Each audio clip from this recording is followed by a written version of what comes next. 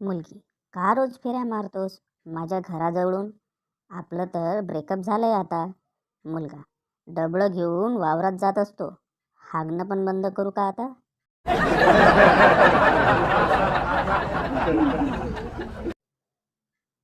स्त्रीला तिच्या ध्येयप्राप्तीच्या मार्गात कोणीही रोखू शकत नाही.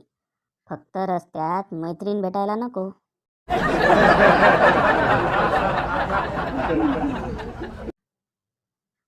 एक तरुणी तिच्या बाळाच्या शीचं सॅम्पल घेऊन पॅथॉलॉजी लॅबमध्ये तपासण्यासाठी गेली होती. ते तपासता तपासता टेक्निशियन हैराण झाला. शेवटी तो बाहेर येऊन त्या तरुणीला म्हणाला, अहो मॅडम, ही शी नाही, हा तर शुद्ध तुपातला शिरा आहे. तरुणी, अय्या, हो का? मला जरा लगेच तुमचा मोबाईल देता का प्लीज? माझा फोन बंद आहे. टेक्निशियन, का हो, काय झालं? तरुणी, मिस्टरांना फोन करून सांगते की त्यांनी चुकीचा डब्बा नेलाय म्हणून.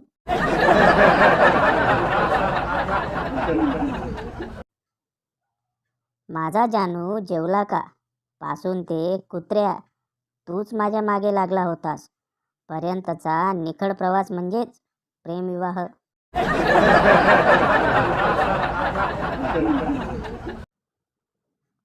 ते सगळं ठीक आहे, पण झोपेत काहीच न ऐकू येणाऱ्याला तिकडं सरक म्हणलेलं कसं ऐकू येतं?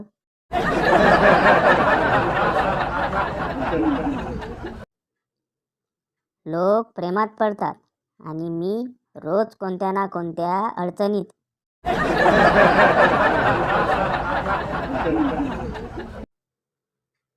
खोटं बोलायला पण काही लिमिट असते. काल एकाला उधारी मागण्यासाठी घरच्या लँडलाईनवर फोन केला तर तो म्हणतो, अरे यार, थोड्या वेळाने फोन कर, मी आता गाडी चालवतोय.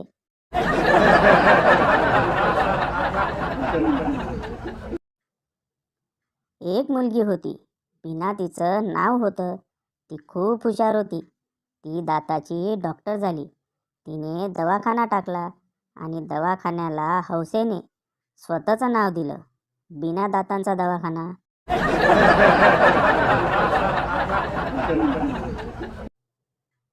मित्र आणि परममित्र यामध्ये काय फरक आहे?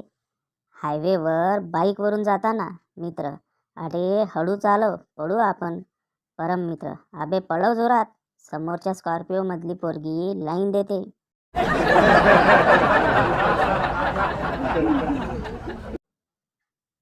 दोन वेळा कपाळावर, नंतर दोन वेळा गालांवर, मग दोन वेळा ओठांवर, नंतर हळुवारपणे मानेवर, मग काय हाताला, पायाला, पूर्ण शरीरावर. वॅसलीन लावत जा रे, काळजी घेत जा स्वतःची, थंडी वाढली आहे.